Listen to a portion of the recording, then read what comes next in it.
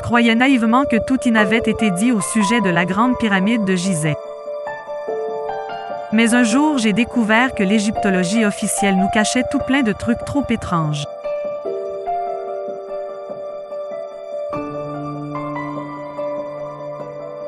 Alors j'ai fait mes propres recherches, en ouvrant mon esprit tout grand. Moi je voulais juste savoir qui c'était qui n'avait construit la pyramide et surtout comment qui n'avait fait. Mais ma quête m'a conduit bien au-delà de ce que je pouvais imaginer.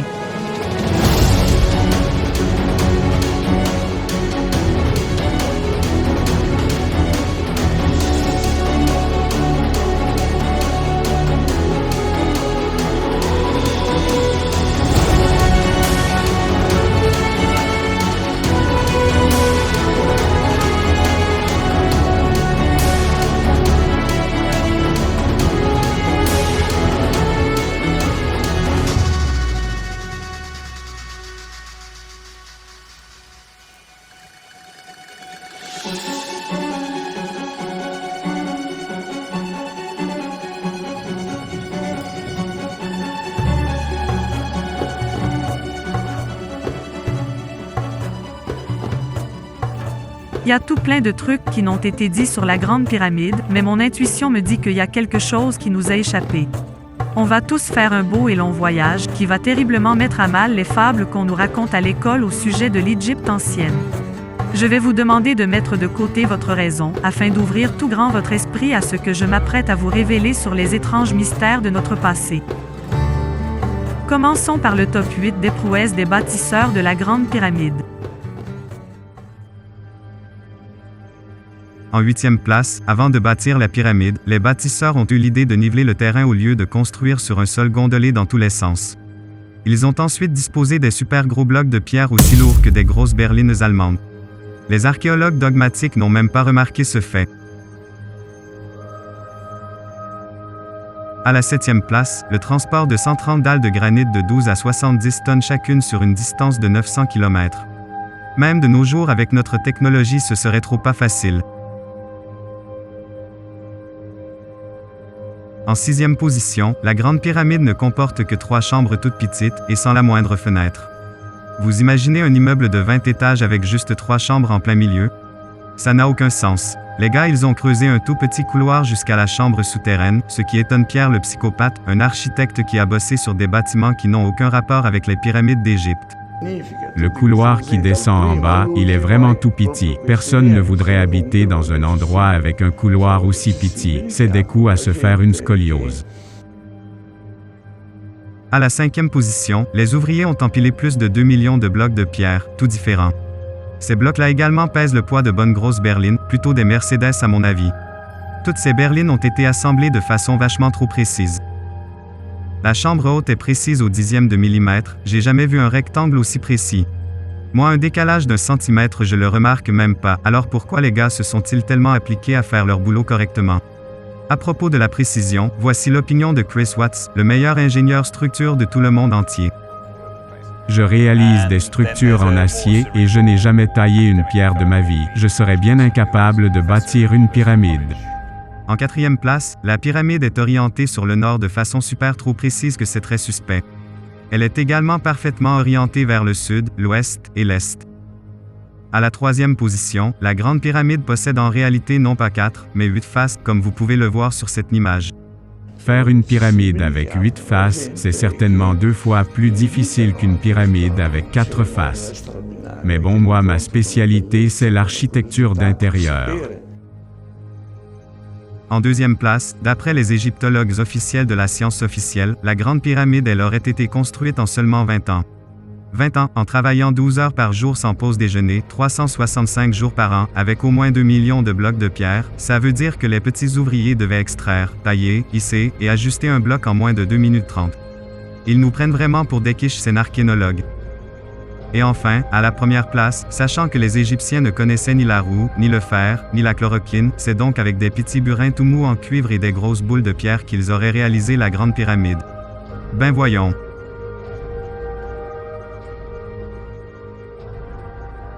On récapitule pour être sûr que vous avez bien compris le délire.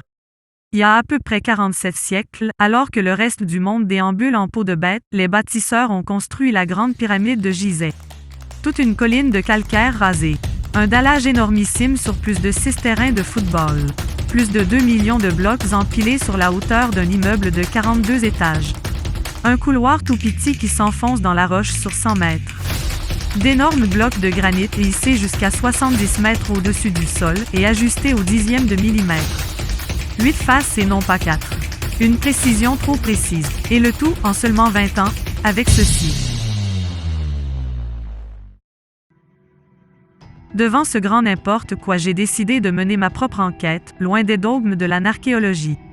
J'étais loin d'imaginer jusqu'où celle-ci allait me conduire. En interrogeant des égyptologues officiels, je me suis vite rendu compte que ceux-ci n'avaient pas réponse à tout et qu'il fallait souvent se contenter de simples suppositions. Alors qu'est-ce qui m'empêcherait de proposer également mes propres hypothèses? Concernant la Grande Pyramide, il n'existe en fait que de simples opinions, et à ce jour, absolument rien n'a jamais été démontré. Plutôt que d'interroger des spécialistes de l'Antiquité, j'ai préféré me tourner vers des experts en construction moderne et un géologue qui tape sur des cailloux.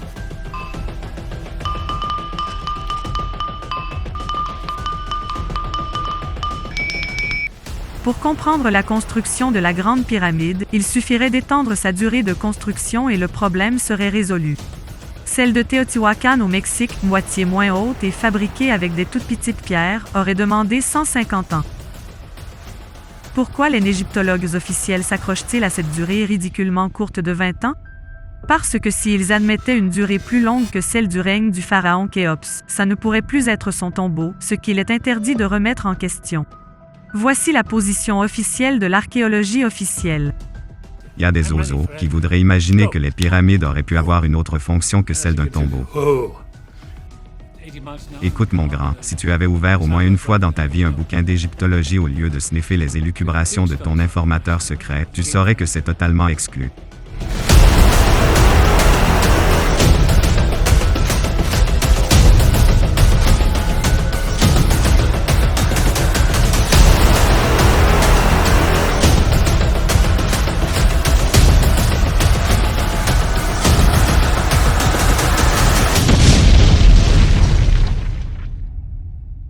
Et si qu'en fait la Grande Pyramide n'était pas le tombeau de Khéops? Alors à quoi qu'est-ce qu'elle pourrait bien servir? Il ne faut surtout jamais poser cette question qui dérange à un égyptologiste, ou vous serez immédiatement traité de pyramidiot. Je dois vous faire une confidence. À l'heure actuelle, je serais encore à réaliser des spots de pub bidons si je n'avais pas été guidé par un chercheur hors norme, inépuisable et méticuleux. C'est lui qui m'a suggéré d'aller à la découverte d'autres sites trop étranges.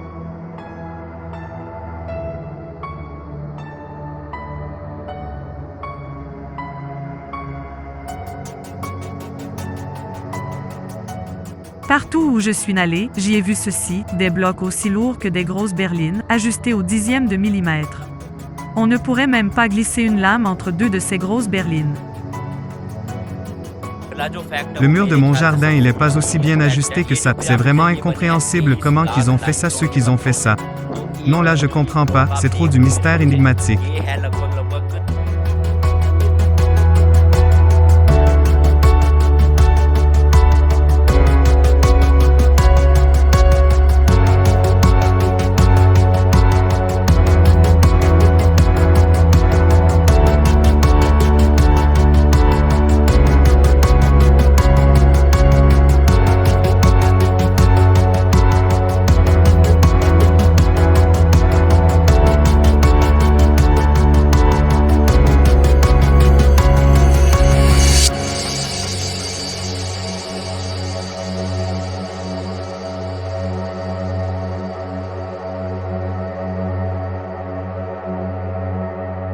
Tout autour de la pyramide, je suis tombé nez à nez avec des marques suspectes sur les pierres.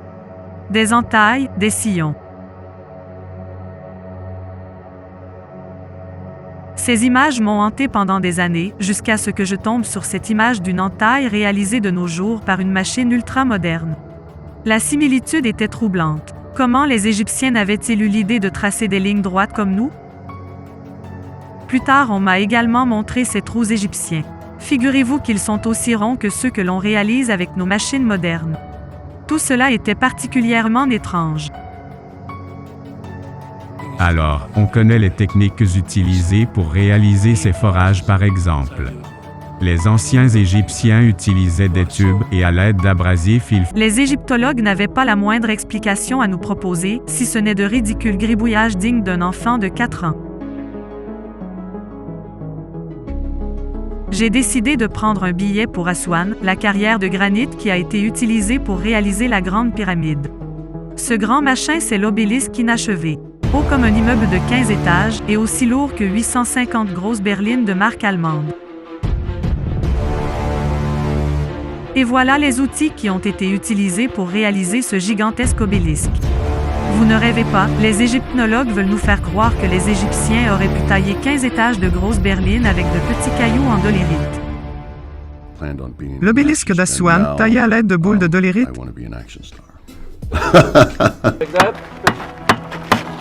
C'est juste complètement ridicule, bonhomme. J'ai essayé les boules en question, j'ai donné 2 à 3 coups, et bien ça n'a pas donné un obélisque. Rien, que dalle. Des boules de dolérite.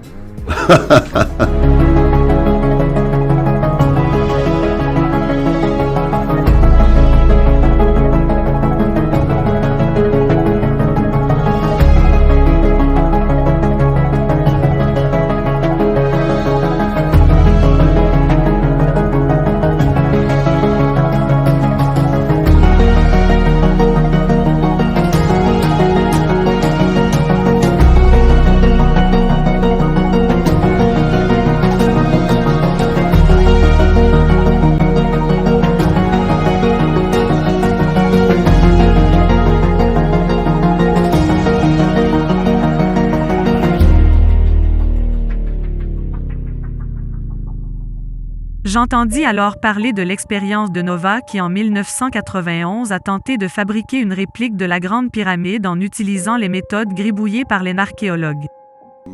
Toute cette expérience est une vaste fumisterie. J'ai vu sur Wikistrike qu'à l'abri des caméras, les gars utilisaient des marteaux-piqueurs et qu'il y avait une grue cachée derrière la pyramide. Cette expérience que les égyptologistes nous présentent comme une réussite est une véritable manipulation.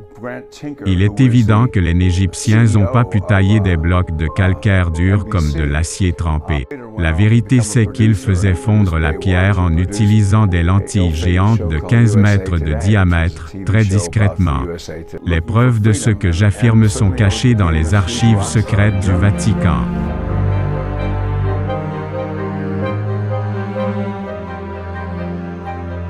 Voici les hiéroglyphes les plus trop étranges jamais découverts.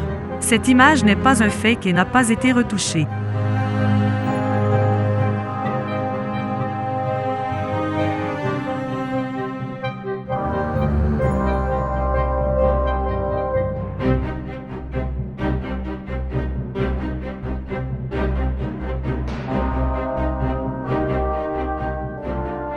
Comment que c'est possible? Est-ce que c'est pas la preuve ultime d'une super technologie?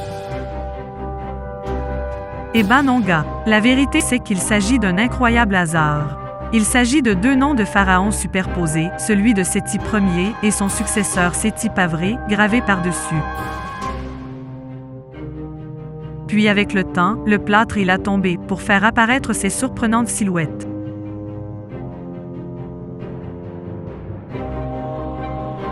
Face au mutisme des égyptologues, certains petits malins n'ont pas hésité à faire du buzz avec ces images.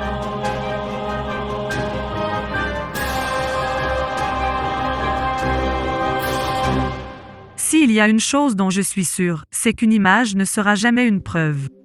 Sauf celle que je vous présente. Tous les objets que les archéologues y comprennent pas sont automatiquement classés en objets religieux. Voici par exemple des engrenages étranges qu'on veut nous faire passer pour des cuves sacrificielles. Un centre de contrôle transformé en hôtel religieux. Des ampoules électriques géantes maquillées en scènes religieuses. Et une hélice aérodynamique déguisée en vase en forme de fleurs de lotus.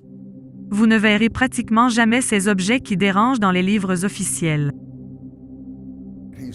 Les archéologues vont imaginer une sculpture religieuse, là où un ingénieur de talent tel que moi saura reconnaître une pièce de machine.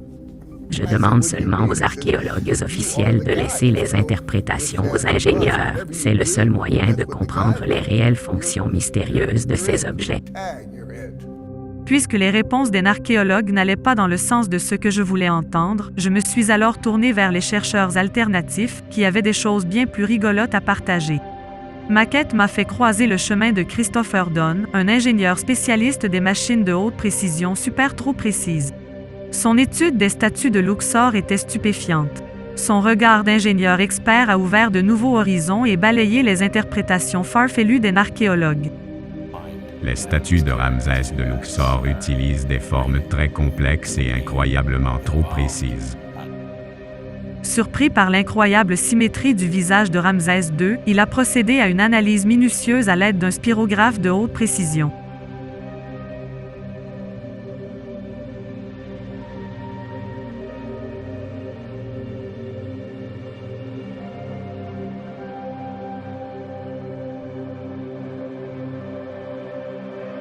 On constate que la joue gauche est identique à la joue droite. Pour obtenir un tel résultat, il devait disposer d'un spirographe de très grande dimension, sans doute réalisé dans un alliage encore inconnu. Ce genre de résultat n'est pas le fruit du hasard. Les gars, ils ont bien réfléchi avant de réaliser la statue. Ils se sont pas contentés de donner des coups au hasard. Les autoproclamés chercheurs de vérité qui débarquent en Égypte s'empressent de faire remarquer que les Égyptiens ne possédaient pas de machines aussi avancées que les nôtres. S'ils ne se contentaient pas de faire du tourisme, nos chers pseudo-archéologues sauraient que les outils employés, on les connaît. Mais ça, ce n'est sûrement pas un ingénieur en pont et chaussée qui risque de leur apprendre. Ce conte pour enfants ne permet pas d'expliquer la précision au tiers de millimètre de la symétrie des spirographes de Luxor. Des statues en granit de 15 mètres de haut parfaitement symétriques, j'étais toute retournée par les implications d'une telle découverte. Il devenait évident que les bâtisseurs disposaient d'une technologie avancée. Les archéologues m'ont alors de nouveau brandi un gribouillis explicatif, c'était déplorable. Personne ne peut savoir quels outils ont été utilisés pour réaliser ces statues. C'est un mystère total. Les archéologues qui osent dire le contraire sont des idéologues. Devant tant de questions sans réponse, je suis retournée voir le chercheur que j'avais rencontré. C'est alors qu'il m'a montré cette incroyable photo. J'étais tout émoustillée de découvrir qu'à l'autre bout du monde on retrouvait le même genre de puzzle qu'en Égypte. Évidemment, les archéologues fermés d'esprit s'exclameront qu'il est absolument impossible qu'il y ait un lien quelconque entre ces lieux. Ni une ni deux, j'embarquais donc en direction d'une toute petite île perdue au milieu d'un immense océan, l'île de Pâques. Cette petite île triangulaire n'est pas de tout ce que l'on s'imagine. Il s'agit d'un endroit verdoyant rempli de troupeaux de chevaux sauvages, je n'y ai croisé aucun lapin. Aux quatre coins de l'île qui en compte 3, se trouvent des volcans. C'est de cette pierre volcanique que sont nées les fameuses statues Moai. Selon l'histoire officielle, les Pascouans seraient un groupe de Polynésiens qui auraient parcouru 4000 km dans des petites pirogues et seraient arrivés comme ça au pif sur cette île. Ils ont alors baptisé cet endroit Rapa Nui, c'est-à-dire le nombril de le monde. Tout cela n'est que supposition d'archéologues vieillissants idéologues, car la science ne peut pas dater la date de réalisation d'une sculpture. On ne peut donc pas affirmer avec certitude que ce sont bien les gars en pirogue qui ont réalisé ces chefs-d'œuvre. Il est possible de donner l'âge géologique d'une pierre, mais impossible de savoir quand elle a été sculptée. Après, en tapant dessus suffisamment en rythme, on peut réussir à donner une datation via son empreinte sonore, mais cette méthode n'est pas encore reconnue par la science officielle. Ainsi, toutes les datations des réalisations en pierre avancées par les archéologues sont totalement hypothétiques, et n'importe quel citoyen a le droit et le devoir de partager ses propres hypothèses de datation. Selon les archéologues, ce mur est le plus ancien de l'île. Pour le coup, on va dire qu'on est d'accord avec eux, car ça nous permet de faire remarquer que le mur le plus ancien est le plus complexe, avec les plus gros cailloux, les mieux ajustés. On retrouve des Moai éparpillés partout sur l'île. Voici le plus grand, qui est inachevé. Il mesure 22 mètres de haut pour un poids estimé à 250 tonnes. Je vois pas bien comment les Pascouans n'auraient pu le sortir et le déplacer avec leur petite pirogue. Bien sûr, je ne prétends pas que c'est pas possible. Je dis juste que je n'ai encore jamais vu personne promener des moailles, donc rien ne le prouve que c'est possible. Il existe un autre mystère sur l'île, l'écriture. Personne n'a encore été fichu de la traduire. Certains chercheurs de vérité pensent qu'elle viendrait du Pakistan. Mais ça fait une sacrée trotte en pirogue. À moins que tout cela ne soit pas l'œuvre des petits Pascouans, mais de bâtisseurs aux doigts effilés comme ceux des statues moailles. D'ailleurs, vous voulez vraiment me faire croire que c'est un visage polynésien, ça?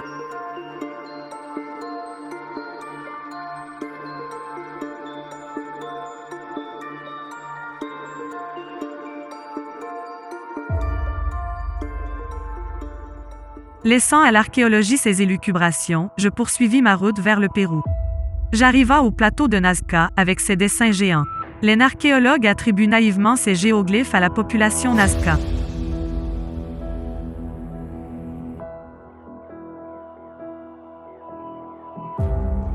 À quoi pouvaient donc bien servir ces pistes d'atterrissage? À quelques kilomètres de là, me promenant au musée, je découvris avec stupéfaction des momies. Il me semblait pourtant qu'on en trouvait seulement en Égypte. Il y avait exposé également ces étranges crânes déformés qui me faisaient penser aux statues d'Akhénaton. Tout cela était décidément bien trop étrange. Je finis par arriver à Cusco, qui dans la langue des Incas signifie « nombril de le monde ». Au bas tiens, comme Rapa Nui. Sur place, je fis la rencontre d'un explorateur français qui me confia avoir fait une extraordinaire découverte. Un jour que je faisais mes courses au marché local, un type avec un long manteau s'est approché de moi. Je pensais qu'il voulait me refourguer des Rolex tombés du camion, mais non, en fait il cachait sous son manteau des momies extraterrestres qu'il avait découvertes fortuitement lors d'un pillage. Je peux te dire que ça m'a coûté un bras de les lui racheter. Tu voudrais pas m'en prendre une petite? Entre compatriotes, je te fais un prix d'ami. C'est du 100% alien.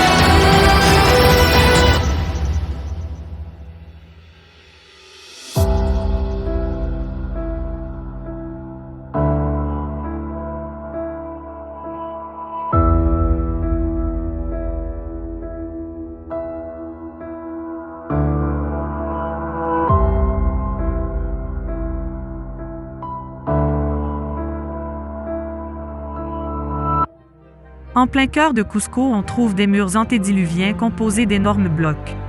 Et au-dessus, une partie plus récente, faite de tout petits blocs. Non loin de là, se situe la forteresse de Sacsayhuaman. Ces blocs sont encore plus énormissimes, je n'arrive même pas à faire la conversion en grosse berline. Je n'avais pas mon rasoir sur moi pour vérifier, mais le tout était assemblé avec une précision millimétrique. Lorsque l'on étudie ce genre de monument, il faut bien avoir à l'esprit qu'un travail difficile est tout sauf facile. Selon certains chercheurs alternatifs, ce site forme avec Cusco et le site du nom de Queneco un triangle parfait. Je peux pas dire pourquoi il y a toutes ces coïncidences, mais en tout cas, ce n'est certainement pas un hasard. Je pris ensuite le train pour me rendre au Machu Picchu. Le Machu Picchu, c'est vraiment le top en matière de construction trop étrange. Tu as bien fait de venir ici, ma jolie.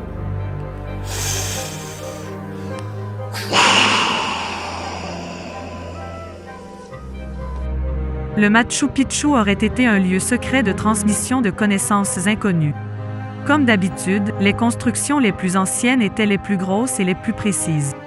Les ressemblances entre l'architecture de ces murs et celle des murs égyptiens étaient tellement troublantes que j'ai failli faire un malaise. À moins que ce ne soit à cause de l'altitude. Je récapitule. Dans tous ces lieux, on trouve des énormes pierres super trop lourdes aux formes complexes, assemblées avec une précision trop précise au tiers de millimètre de lame de rasoir. Les datations des archéologues ne sont que de simples suppositions. Et surtout, on n'a pas un début de commencement de preuve sur le comment que les mystérieux bâtisseurs ils n'ont construit tout ça.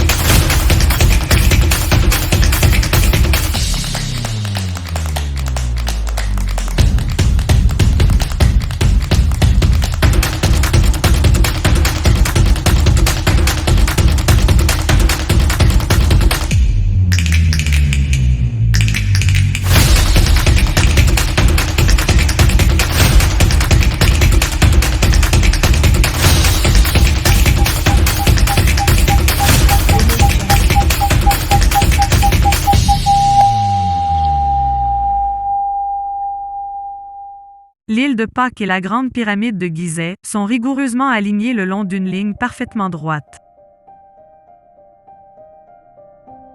Soit tous ces peuples se connaissent et se sont transmis des savoirs, soit ils ne se connaissent pas et ont simplement évolué dans la même direction.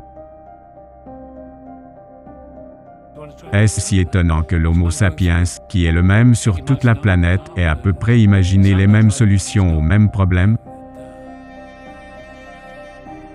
Pour moi, c'est vraiment peu probable.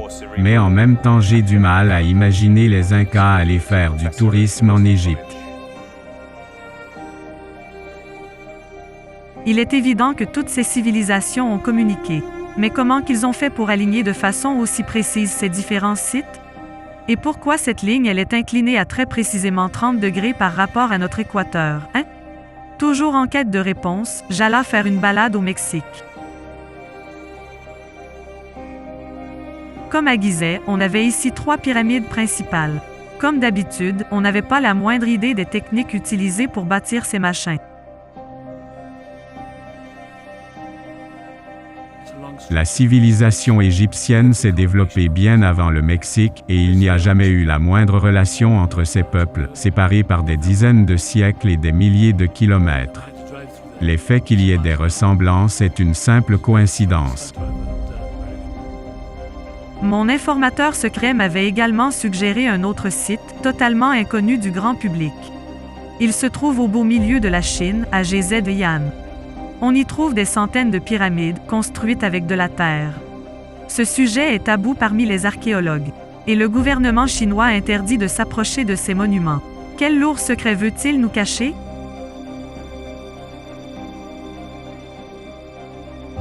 Évidemment, les archéologues dogmatiques trop fermés d'esprit passent leur temps à nous expliquer que ces différentes constructions ne datent pas du tout de la même époque. Sauf que comme on l'a vu tout à l'heure, on ne peut pas dater la pierre, et donc les datations avancées par les archéologues ne sont que de simples opinions qui n'ont pas plus de valeur que la mienne. Et si qu'en fait les Égyptiens, les Incas, les Pascans, n'étaient pas les bâtisseurs de ces monuments? Il n'y a absolument rien qui nous prouve que les pyramides d'Égypte n'aient été bâties il y a très longtemps avant et que les Égyptiens ne se sont pas contentés de se les approprier. Il n'y a rien. Kedor. Zéro preuve.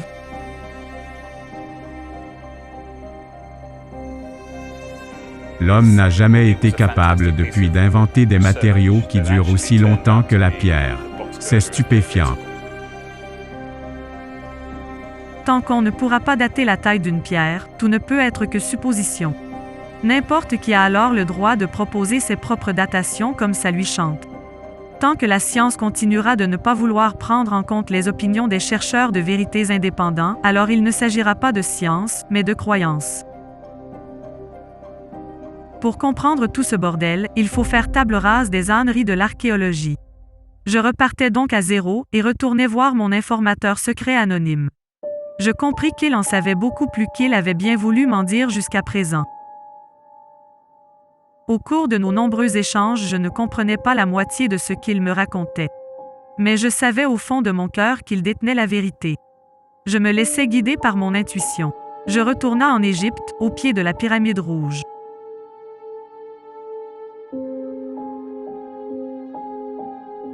Ce truc pointu, c'est ce qu'on appelle un pyramidion. Celui-ci a été découvert par l'égyptologue allemand Rainer Stadelmann en 1993. Je suis allé le filmer accompagné de mon informateur en 2005.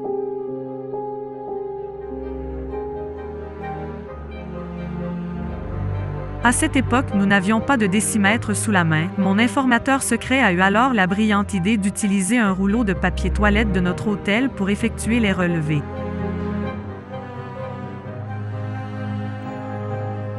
Chose incroyable, le pyramidion mesurait pile poil 1 mètre de hauteur.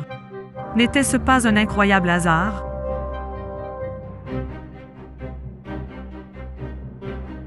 Lorsque je suis revenu en 2008 avec un décimètre en poche afin de vérifier mes précédentes mesures, je tomba des nues, le pyramidion avait été changé. Sa forme et ses dimensions avaient été changées par les archéologues afin de nous cacher des choses.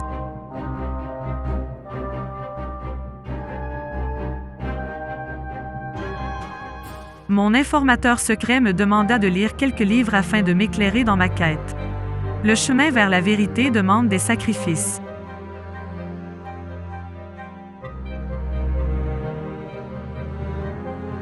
Je découvris avec stupéfaction que toute l'égyptologie reposait uniquement sur un seul et unique bouquin, celui d'Hérodote. Comment qu'on peut être sûr que ce que raconte ce type est la vérité vraie? Pourquoi les archéologues se permettent-ils de croire aveuglément tout ce qu'ils racontent sans se poser la moindre question?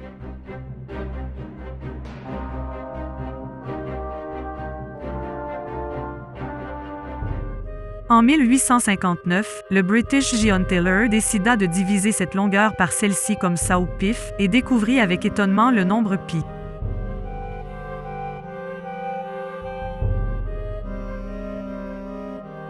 Ce calcul n'a rien d'un hasard, le demi-périmètre de la pyramide c'est la plus grande dimension horizontale visible et la hauteur c'est la plus grande dimension pas visible.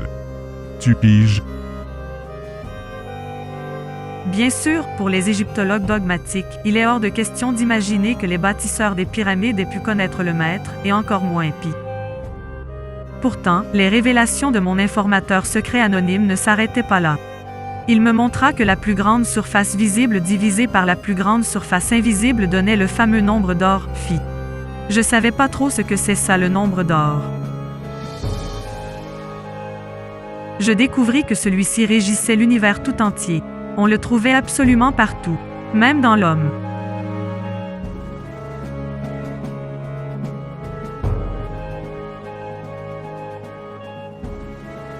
Ceci divisé par cela multiplié par cela, ajouté à ceci moins cela, donnait phi au carré. Difficile d'admettre que pi et phi puissent se trouver, par hasard, dans la Grande Pyramide.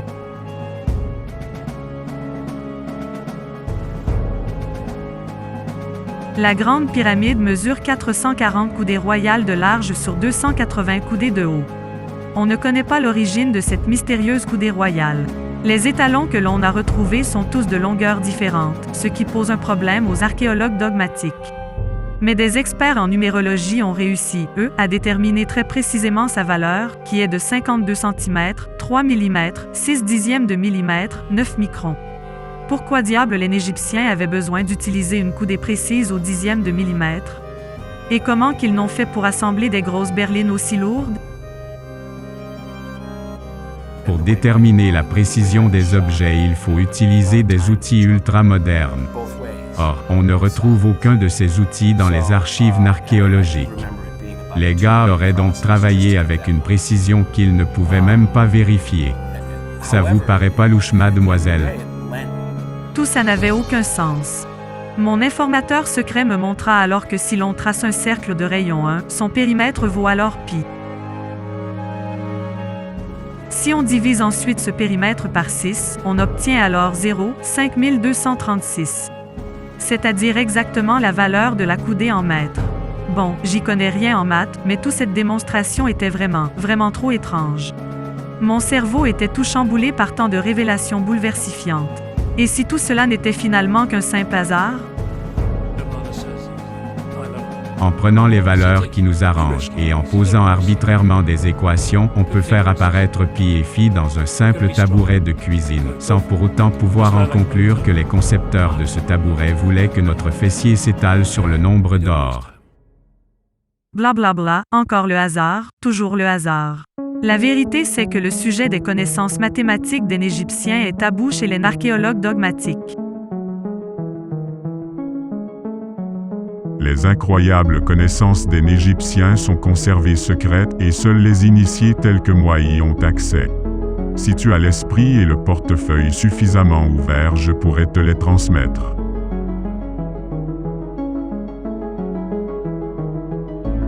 Comment se faisait-il que l'on retrouvait des allusions au maître dans la Grande Pyramide? Les bâtisseurs ne pouvaient pas le connaître car officiellement celui-ci n'a été inventé qu'en 1793. Et si en fait le maître était multimillénaire et qu'il avait été transmis très discrètement de génération en génération? Souvenez-vous du pyramidion, ne mesurait-il pas exactement 1 mètre de papier toilette? Pourquoi ceux qui s'étaient occupés de le rénover en avaient-ils changé la forme? Quel lourd secret voulaient-ils nous cacher? Il devenait évident que les bâtisseurs de la Grande Pyramide connaissaient le maître. Après m'avoir suffisamment embrouillé le cerveau de chiffres dans tous les sens, mon informateur secret déplia une carte. Si on trace une ligne qui passe par l'île de Pâques et la pyramide de Gizeh, on obtient un cercle qui mesure exactement la même taille que notre équateur.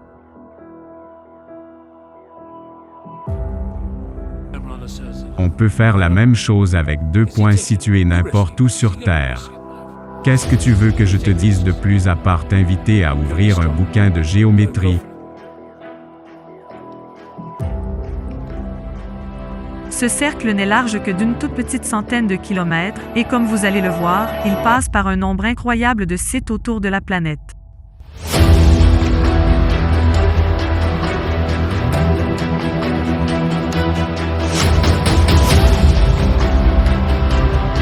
Le chandelier de Paracas, les pistes d'atterrissage de Nazca, Ollantaytambo, le Machu Picchu, Cusco et Sacsayhuamán.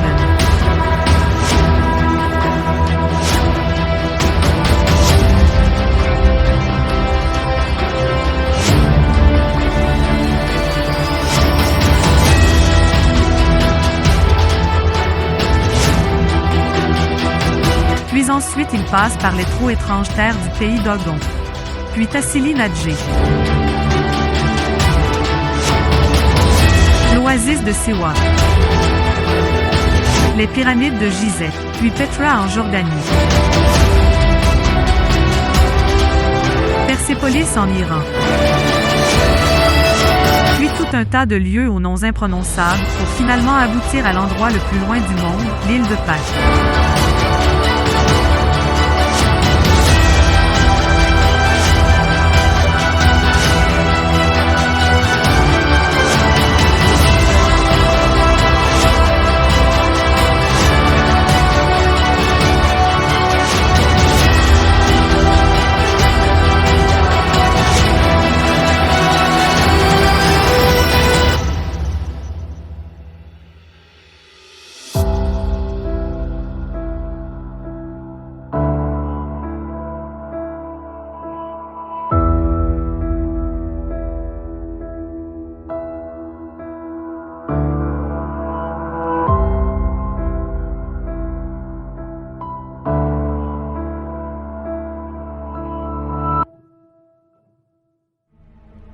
C'était trop incroyable, tous les sites que croisait cette ligne étaient parfaitement alignés.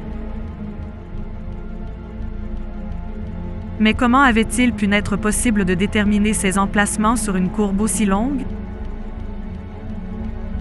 Et pourquoi cet alignement?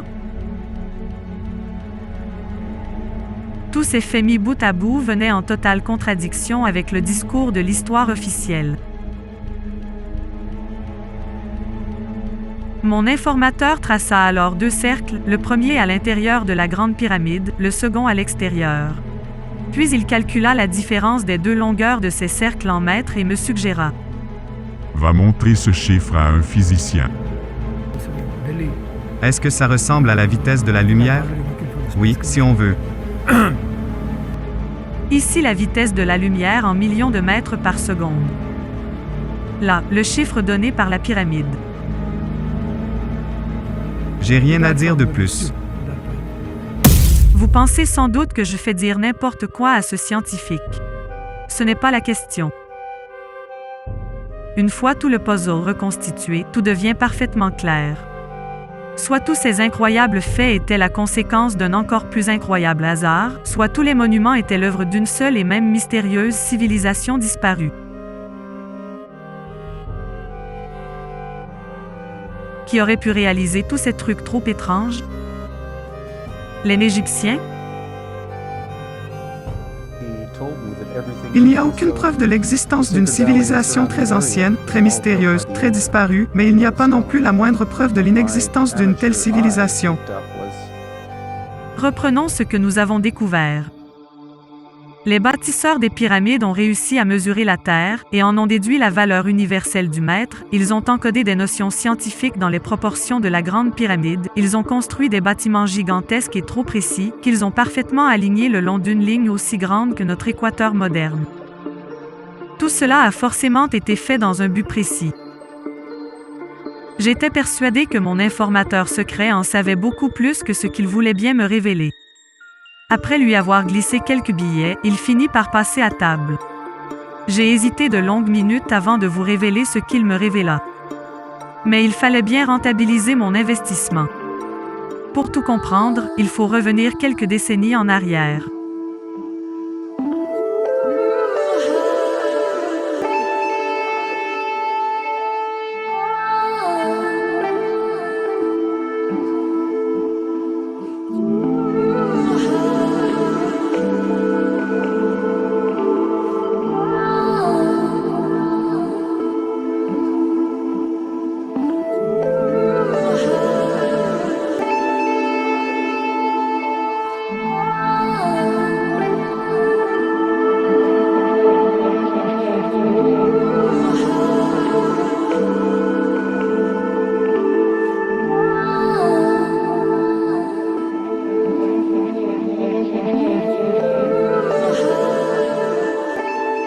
À la fin des années 70, lorsque la sonde Pioneer fut lancée, on plaça à son bord une plaquette avec un monsieur et une dame tout nus de gravés dessus. Mais il ne s'agissait pas d'un simple gribouillis digne d'un archéologue dogmatique. Cette plaque renfermait en effet un message destiné à d'éventuels extraterrestres qui tomberaient dessus dans le vide intergalactique.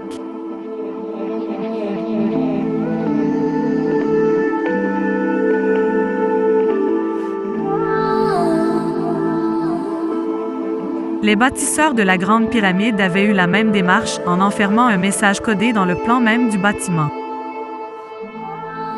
Mais non pas pour les extraterrestres, mais pour nous.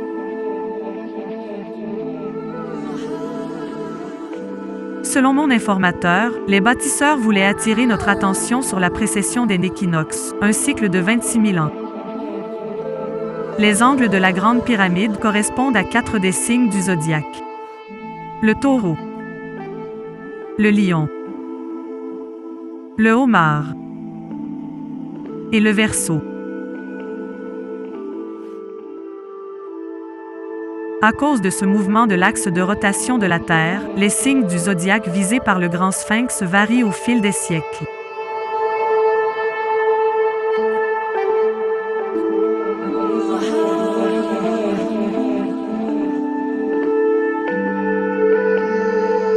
Selon les égyptologues dogmatiques, le sphinx aurait été construit après la Grande Pyramide.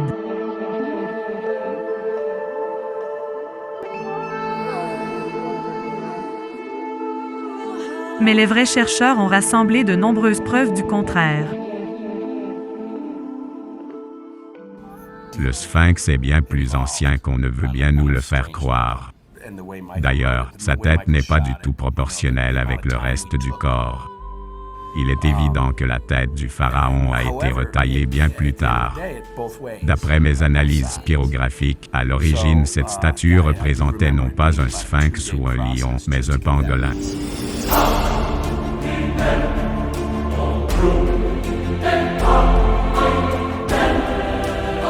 La géométrie du plateau de Gizeh mettait en évidence une étroite relation entre les pyramides et cette statue géante de pangolin. Mon informateur m'expliqua alors que Gizeh fonctionne comme une horloge astronomique géante, dont le cadran est marqué par 4 constellations, le regard hagard du pangolin formant l'aiguille.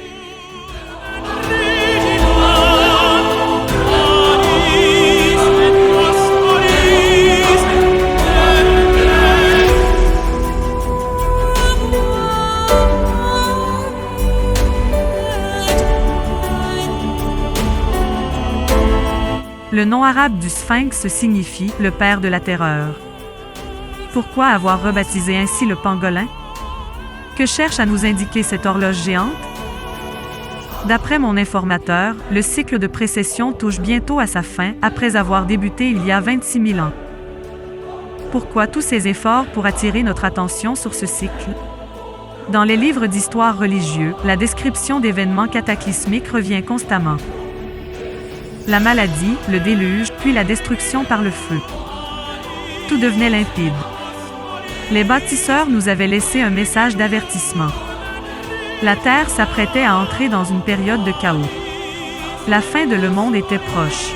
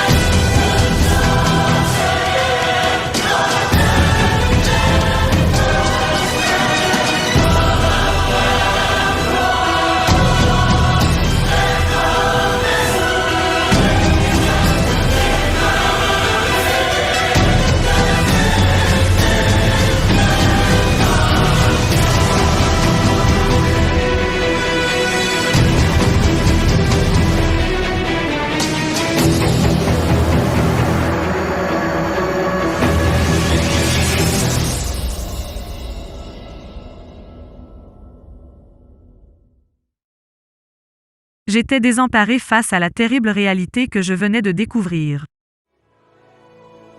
Mon informateur me rassura aussitôt. T'inquiète pas ma jolie, si tu fais l'acquisition de cet appareil hautement sophistiqué confectionné par mes soins, tu échapperas à l'apocalypse. Tu préfères te séparer de quelques centaines d'euros ou mourir dans d'atroces souffrances englouties par une planète en furie? À toi de voir. Désormais en sécurité, je jetai une dernière fois un regard vers les éléments récoltés durant mon incroyable enquête.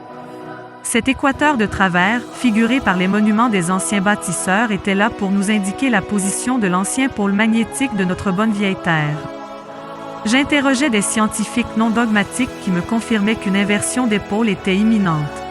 Les premiers symptômes de la venue d'un effroyable cataclysme semblent déjà visibles pour celui qui sait où regarder. Toutes ces anciennes prophéties moquées par les archéologues dogmatiques de la science officielle sont sur le point de se réaliser. Je sais bien que ce film sera tourné en dérision par les défenseurs du dogme.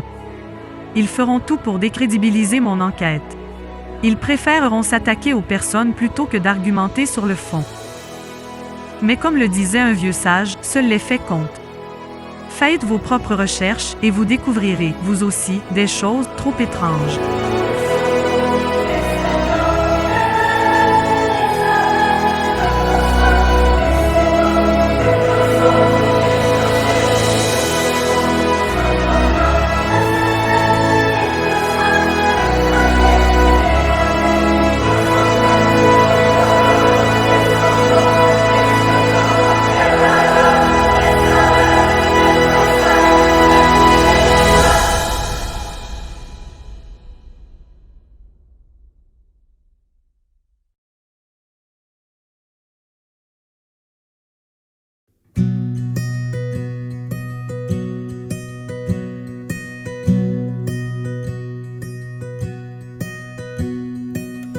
Never had that many friends growing up, so I learned to be okay with just me, just me, just me, just me, and I'll be fine on the outside.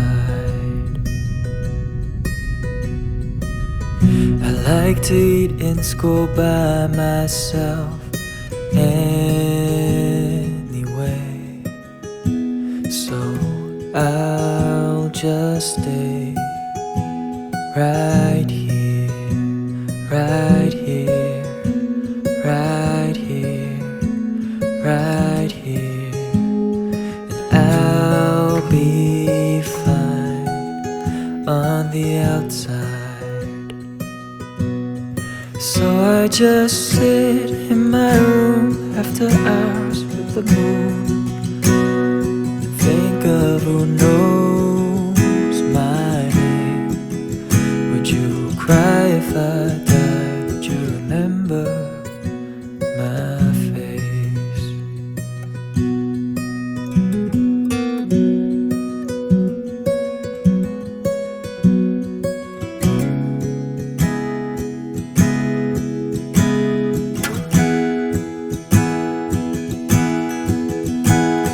So I left home, I packed up and I moved far away from my past one day. And I laughed, I laughed, I laughed, I laughed, and I sound fine on the outside.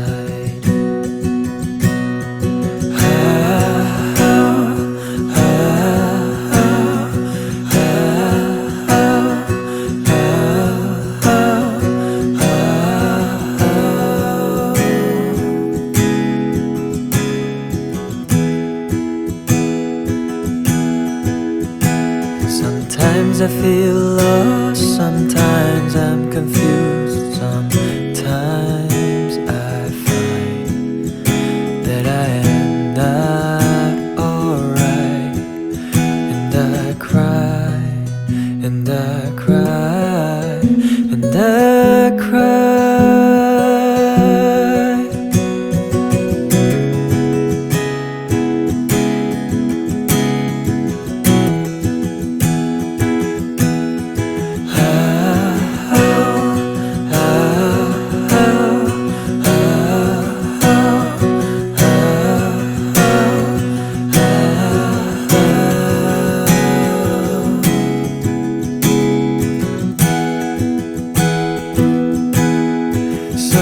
just sit in my room after hours with the moon.